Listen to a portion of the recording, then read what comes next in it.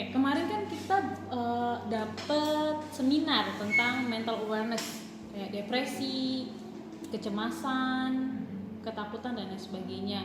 Kemarin ada salah satu orang yang nanya, apa sih tujuan hidup di dunia ini gitu. Actually itu pertanyaan yang udah ada dalam pikiran saya 2 tahun yang lalu gitu. Tapi persis kemarin banget saya lihat seorang yang udah umur 30-an, saya masih 20-an, udah umur 30-an nanya, dia udah menikah, dia tuh udah berkeluarga lah, tapi sebenarnya kalau orang udah berkeluarga kan udah punya tujuan ya, mau kemana gitu, tapi udah berkeluarga tapi masih menanyakan tujuan hidupnya gitu loh. Menurut Gemi gimana?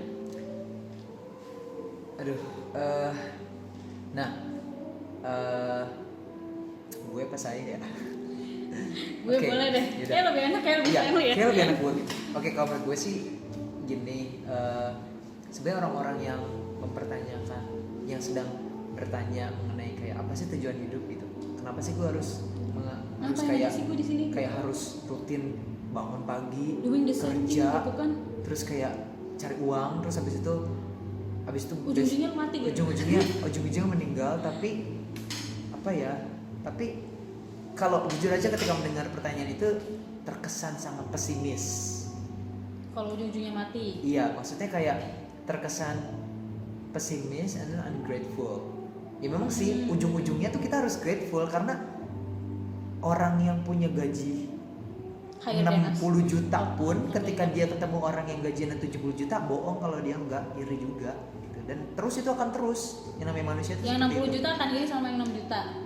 Maksudnya gimana? Maksudnya kalau kita gajinya udah 60 juta nih. Contohnya presiden atau apa gitu ya. Kita yang rakyat biasa, rakyat jelata yang cuman gajinya ya elah gitu kan. Ngeliat 60 juta bohong kalau kita enggak iri. Siapa sih yang enggak mau?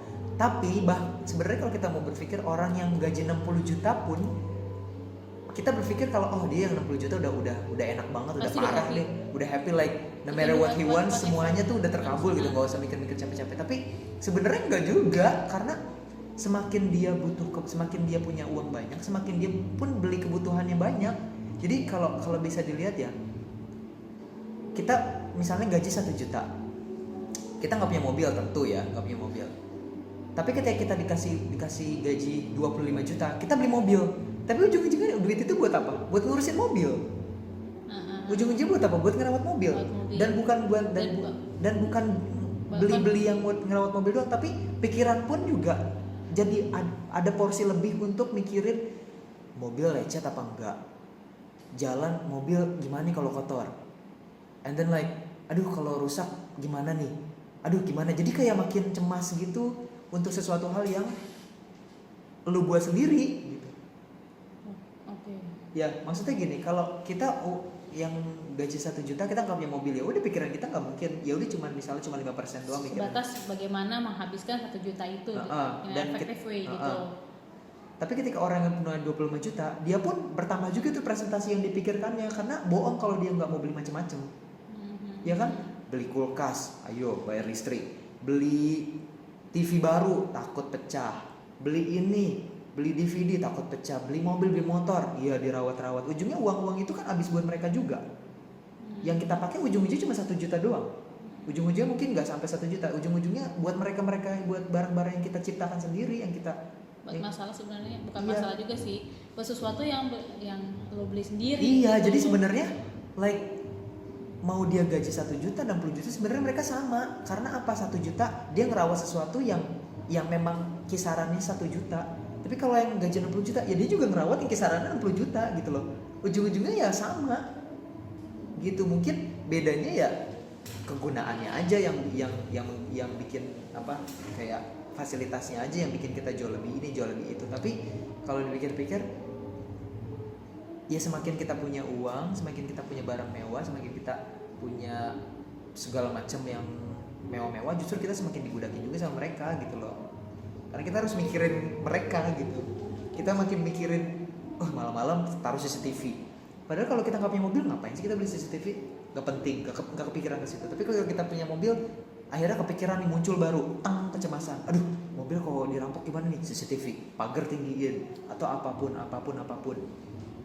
Mobil di alarm. Jadi sebenarnya kecemasan kita sebenarnya bukan makin berkurang tapi makin bertambah loh gitu, karena kita ngurusin yang kita beli, yang kita ciptakan sendiri gitu. Jadi ya itu balik lagi kalau misalnya nggak bersyukur ya udah gitu. Semuanya nggak akan selesai, cuman bersyukur doang yang akhirnya kita merasa hidup kita cukup. Kalau nggak bersyukur mau 60 juta ngeliat orang gaji 70 juta bohong kalau nggak iri.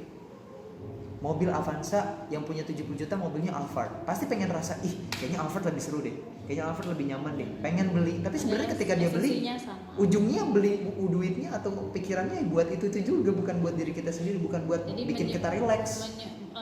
Menciptakan kecemasan sendiri buatan gitu. Bener gitu. Terlepas dari dia bisa mengantarkan kita kemanapun dengan nyaman, tapi kan ujung-ujungnya kalau kita lagi diem atau tapi kan bohong kalau kita nggak kepikiran gimana nih si ini nih bisa terawat dengan baik, gimana nih ini biar terawat dengan baik gitu. Ujung-ujungnya kita ya mikirin itu terus. Udah punya pikiran keluarga ditambah pikiran mobil, kan bayangin aja ya, kita punya intensitas pikiran itu semakin bertambah justru, bukan semakin kita bikin plong atau relax atau santai gitu kan. Tapi itu tadi tentang kecemasan ya. Iya. Bukan tentang seksual. Oh iya. Kemana-mana. Oh iya. Tapi nggak apa-apa sih, nggak apa-apa. Oh iya, nah, oke. Oh iya lupa. Nah kalau misalnya untuk purpose, life purposes gitu ya. Kan? Orang yang bertanya ketika apa sih tujuan hidup, kenapa kita masih harus melaksanakan kerja rutin kita dari kecil lahir terus harus ngikutin format itu loh, kayak sekolah, habis sekolah kita harus kuliah, habis kuliah kita harus kerja, habis kerja kita harus ngumpulin uang supaya ujung-ujungnya uang itu dipakai buat kita nyembuhin diri sendiri. Mending kalau sembuh tinggal nungguin lagi aja penyakit mana yang akhirnya muncul lagi. Kalau misalnya nggak sembuh, kalau kelar selesai mati gitu. Sebenarnya balik lagi kalau orang berpikir seperti itu ya tandanya lagi pesimis karena dia tidak ada sisi positif sama sekali kan dari hidup itu. Dia berpikir kayak dia ngerasa capek, dia ngerasa mungkin lagi fasenya seperti itu. Nah, jadi ketika momen-momen itu dia lagi sedih, dia lagi capek, dia lagi bosan, dia lagi lelah. Nah ketika dia seperti itu dia butuh orang yang pikirannya sedang jernih. Jangan ditambah orang yang sama seperti dia, karena yang makin terpuruk gitu. Udah dia berpikirnya capek, terus nanya sama orang juga yang lagi capek, ya udah makin capek, nggak akan pernah kepikiran. Nah harus ngobrol sama orang yang lagi senang atau lagi netral, karena itu positif lawannya negatif. Jangan negatif ketemu negatif gitu kayaknya nanti makin down. Iya makin down gitu. Terus apa ya, jadi ditambah lagi orang-orang yang seperti itu sepertinya sedang lupa sama Tuhan gitu sih. Kalau balik lagi sih bener loh balik lagi, semuanya tuh emang harus we have to involve God in every step that we take gitu kan ya. Mau itu kebanggaan kita kayak, mau itu kekurangan kita kayak, mau kita lagi sedih, mau kita lagi senang, itu harus dibalikin lagi. Karena ketika lo balikin, lo tuh kayak ngerasa ya udah beban gue kasih ke Allah gitu loh, kesenangan gue kasih ke Allah. Misalnya gini, mungkin kalau lagi seneng nih, kadang kita kan lupa sama Tuhan tuh lupa sama Tuhan kita lagi seneng kan gitu. Pada saat mungkin ketika lagi dapat rezeki, alhamdulillah, kita tuh harus buru-buru buat nyari orang atau nyari panti asuhan buat kita kasih sebagian dari rezeki kita untuk mereka gitu. Dan itu hanya bisa hanya bisa dirasakan, apa ya, feeling itu tuh, rasa itu hanya bisa dirasakan oleh orang-orang yang emang hatinya kesana apa gimana? Bukan, yang melakukan itu. Ngeras bohong deh kalau misalnya kalian gak ngerasa. Ketika kalian punya uang terus kalian nyisihin aja. Ada bener-bener nyisihin tuh bukan pengamen yang datang kita kasih ya, beda. Tapi ketika kita lihat ada orang yang ada orang yang tiba-tiba butuh uang, tanda kutip misalnya mereka lagi susah banget, terus kita, atau kayak gitu panti asuhan, kita ngasih beras, kita ngasih ini. Bohong kalau nggak ada rasa lega sedikit pun, dan itu tuh kayak bikin kita gila, gue nggak pernah ngerasain kayak gini loh gitu. Jadi kayak kita tuh ngerasa gue ngelakuin sesuatu hal yang baik loh, and this is like luar biasa banget rasanya. Nah itu nggak pernah sebelumnya. Iya, nah itu cara kita mengembalikan lagi kepada Tuhan gitu, kepada Allah gitu. Jadi makanya kan orang-orang banyak yang berdoa benar-benar ngadu tahajud karena dia apa, dia tuh ngerasa orang itu ya kita ngerasa setiap masalah itu kita yang pikul. Jadi kita ngerasa gila gue capek banget, terus kayaknya masalah ini kok ada di hidup gue gitu. Padahal sebenarnya kalau misalnya lo bilang gini aja misalnya, ya Allah nih kayaknya capek banget, aku serahin deh sama kamu. Itu seakan-akan kita tuh kayak ngasih kotak berat, kita kasih ke Allah, dan setelah itu kita udah plong. Dan yang kita kasih adalah orang yang paling kita percayai gitu loh. Jadi sebenarnya ketika kita punya masalah, bener mau kita itu kalau punya masalah ya. Plus juga yang paling sulit itu ya itu benar ketika kita lagi ngerasa senang, ketika kita lagi pasti lupa, apalagi kita lagi ngerasa bangga banget gitu loh. Ya, entah dipuji entah apresiasi dari orang, itu bikin lupa pasti. Pujian itu sebenarnya racun sih, tapi racun. Hanya orang-orang yang ilmunya luar biasa kalau bisa membalikkan racun itu menjadi obat. Makanya kan Islam mengajarkan kalau muji itu di belakang, jangan di depan orang banyak, karena bikin lo terbang gitu loh. Dan itu sangat bahaya. Dan juga kalau negur orang juga harus di belakang. Harus empat mata, jangan sampai orang tahu gitu kan. Nah, kalau misalnya mengenai pujian, apa ya?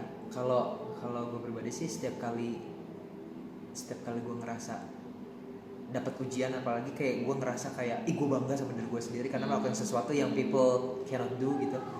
Jadi gue selalu kayak automatically mulut tuh langsung ngomong kayak hadza min fadli robbi. Udah itu.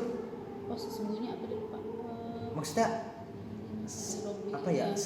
Sebenarnya apa yang milik Allah gitu, apa yang kita punya itu ya memang datangnya dari Allah gitu. Dan kita harus sebenarnya gini. Jadi kita harus ganti mindset. Sebenarnya ketika kita dipuji, bukan kita yang harusnya dipuji, Tuhan kita gitu. Tapi balik lagi itu sebenarnya yang ngasih kita itu gitu loh. Jadi kayak misalnya lu dikasih duit, lu kaya ya, bukan duit gua, tapi kalau lu ngerasa ini duit gua, lu ngaku-ngaku, berarti tandanya ada kesombongan dalam diri. Ya itu pasti akan menggoyahkan gitu. Padahal sebenarnya kalau kita tahu hakikatnya, ini duit ini nggak mungkin gua dapetin kalau gua nggak dikasih sama orang gitu loh, atau ilmu ini. Jadi ya itu bayangin aja. Dan another way itu gimana caranya supaya kita ngerasa tetap rendah hati atau apa segala macam ya.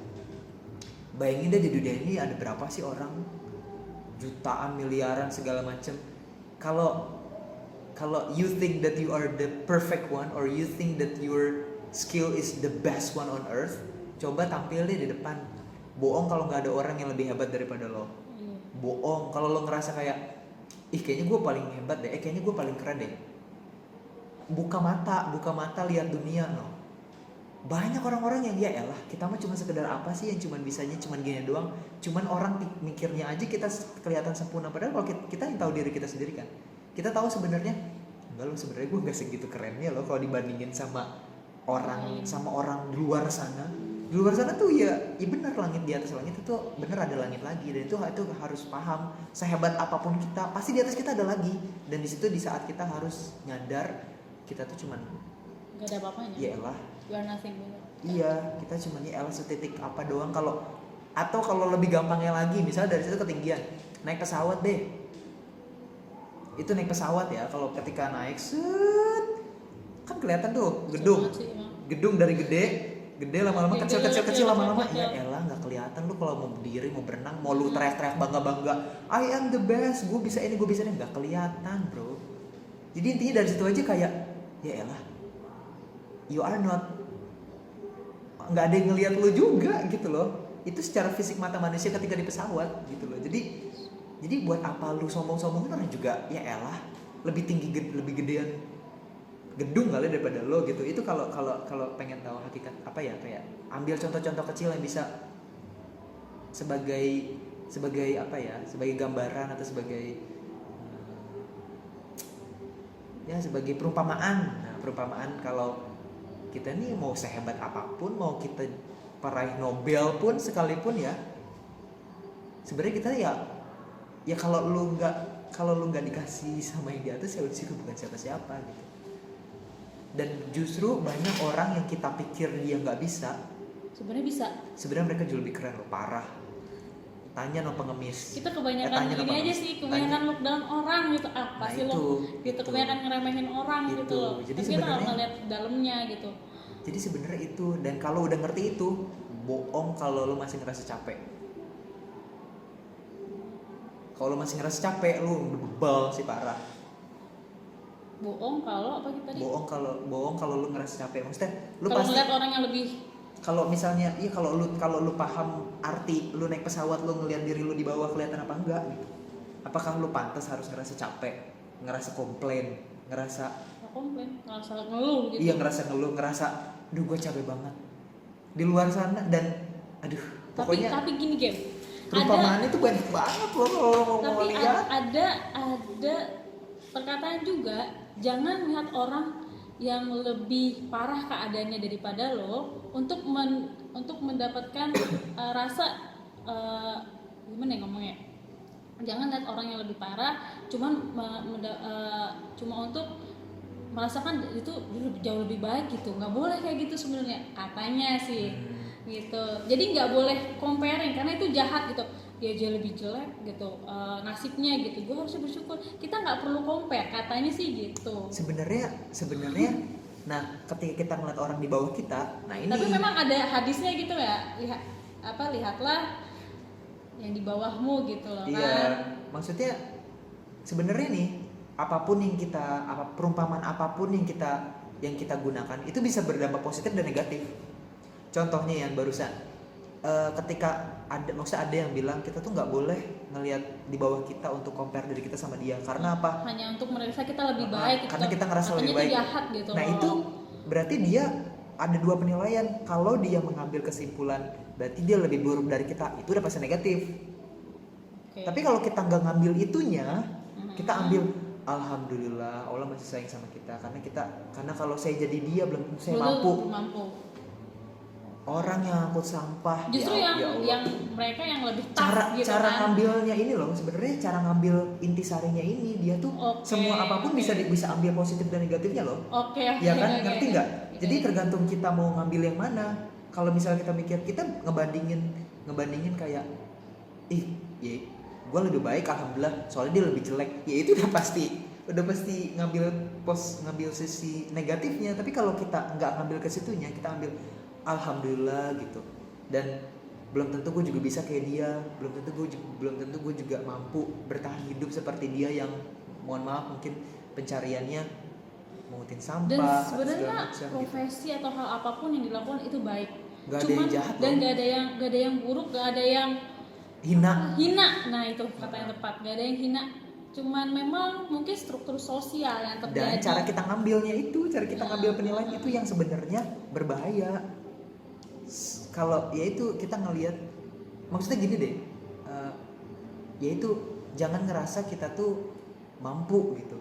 Coba tuker profesi deh, sehari aja sama tukang sampah. Bohong kalau besok kayak langsung meninggal. Bohong kalau besoknya nggak meninggal, pasti meninggal gitu. Tapi lihat mereka, sebenarnya orang-orang yang seperti itulah orang-orang yang patuh, yang patut sama Tuhan dan patut untuk dijadikan pelajaran. Iya. Itu tugasnya kita tuh manusia cuman ya, mengambil pelajaran dari setiap hal. Makanya kan di setiap ayat Al-Qur'an kalau lo baca artinya ya, setiap lo baca Quran dan lo baca artinya ayat per ayat, bohong kalau Allah nggak sisipkan firman-Nya yang sifatnya tuh untuk kehidupan kita. hanya untuk orang-orang yang berpikir. Oh, iya. Bohong kalau nggak ada itunya, bohong. Karena mau contohnya ya terakhir nih, ini bukannya mau bragging tapi terakhir gue baca Quran itu kemarin lah, 2 hari yang lalu deh. Nah itu surat sebelum Al-Furqan tuh, surat Al-Mu'minun atau An-Nur gitu lupa. Cari aja nih. Iya itu. Nah itu tuh bener-bener mungkin kalau orang yang ya udah sih mikir, maksudnya di ayatnya itu ya, maksudnya secara jelasnya mungkin nggak bisa hafal. Tapi intinya lihat tuh, coba langit. Siapa coba yang bisa maksudnya mikir aja deh, emang langit tiba-tiba ada begitu aja? Ya menurut lo aja gitu, siapa aja yang buat gitu kan? Dan siapa yang mampu di dunia ini menurut lo aja gitu. Terus yang kedua, bisa gitu ya ada siang tiba-tiba berubah jadi malam. Tapi di Quran itu Allah cuma bilang gini doang. Sesungguhnya hal-hal tanda-tanda itu adalah kekuasaan Allah dan sesuatu yang tuh nyata hanya dan bisa diambil pelajaran Bagi bagi orang-orang yang berpikir, berpikir. yang mau berpikir. Kalau nggak mau ya udah terserah lo gitu. Jadi Tapi kalau lo mau sebenarnya berpikir, kalau kita mau lihat Quran itu secara luas, ya itu tadi balik tadi mau ngelihatnya secara positif apa nah itu jadi negatif ya. semuanya bisa diambil negatifnya tuh bisa, dan tapi semua orang semua hal juga bisa diambil positifnya gitu. Oke. Ngelihat apalah gitu. Jadi sebenarnya itu kita, bukan orang lain, dan kita nggak bisa kursus dimanapun, sekolah dimanapun, tapi kita sendiri yang memilih. Makanya kan hidup itu pilihan ya, mesti kita mau, Iya, dari bangun pagi aja lu udah milih kan. ya mau lo langsung merem lagi tidur lagi atau jadi sebenarnya dua-duanya mau datang telat. dan dua-duanya disah-sahkan aja dan dibebaskan gitu. Tapi Iya, tapi but dua-duanya the choice is in your hand. ada konsekuensi Iya, ada gitu. risknya. Jadi sebenarnya ya gitu deh. Cuman yang gue tahu tuh ya apa sih tujuan kita hidup ini kan ada, dia udah tahu udah beberapa udah lama gitu. Ada ayat yang mengatakan sesungguhnya aku tidak ciptakan jin dan manusia kecuali untuk menyembahku. Udah sampai situ gue stop cari the purpose of life gitu loh. Udah berarti Bener sih. udah lu melakukan aja apa yang lu inginkan. Ketika stuck ya mikir lagi pengen apa sih gitu. Nah itu tuh benar sih, ini tuh luar biasa, dan memang Al-Quran itu diakui di seluruh dunia karena hanya maksudnya nggak heran kalau ada yang namanya tafsir. Karena apa, Al-Quran tuh nggak bisa diterjemahin dengan kasat mata tuh nggak bisa cuy. Iya. Ketika kata-katanya cuma begitu doang, tidaklah aku menciptakan jin dan manusia kecuali hanya beribadah. Beribadah. Secara kasat mata orang yang baru lahir juga mungkin tahu, oh beribadah ya udah sholat. Padahal sebenarnya nggak gitu. Sebenarnya ibadah itu buat Allah tuh ya elah, melakukan kebaikan sebanyak-banyaknya gitu. ngambil paku di jalan itu ibadah loh. Jadi Iya. terserah kita mau berpikir sempit atau luas gitu. Apakah ibadah itu mentok hanya sholat doang? Enggak.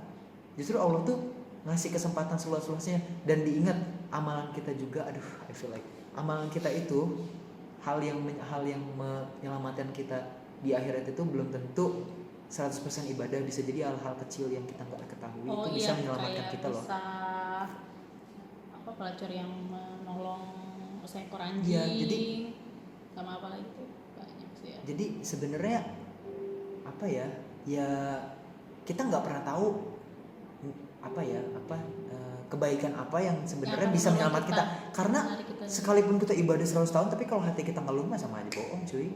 Maksudnya ini dari kacamata orang yang sangat awam terhadap agama, tapi kan kita belajar ya dari Iya. hidup ke hidup, melihat teman kita, melihat dari kita, pokoknya kita hidup itu ya berjalan, belajar, terus observasi, mempelajari, memperbaiki diri juga gitu. Dan semua orang pasti punya aibnya masing-masing gitu. Jadi ya itu balik lagi kita cara berpikirnya mau gimana